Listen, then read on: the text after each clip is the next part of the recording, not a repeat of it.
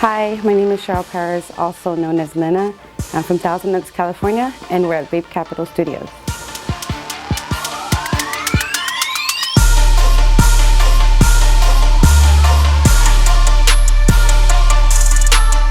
I've been vaping for a little bit over a year now.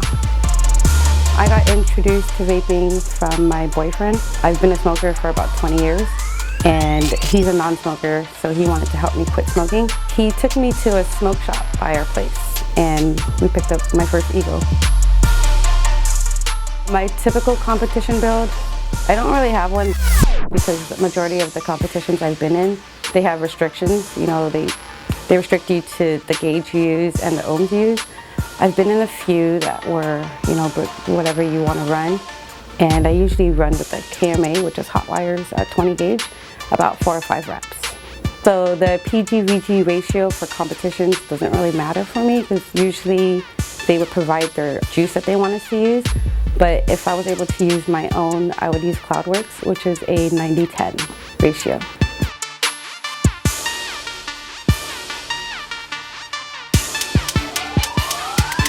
I think anybody can build big clouds. My first competition, I wasn't a cloud chaser. I wasn't doing any crazy builds. I wasn't even doing my own builds. And I actually won. That was back in January. I did a few since then. I think I only did like 2 or 3 competitions for VapeCon. I actually qualified on the last qualifying competition. So I only had like a week to prepare for VapeCon. And I was lucky enough to win the competition at VapeCon. I think the mods and builds are just as equal as your lung power. I mean, you can give somebody my mod that I use to win VapeCon, and their lung capacity could be smaller than mine and they won't blow the same cloud.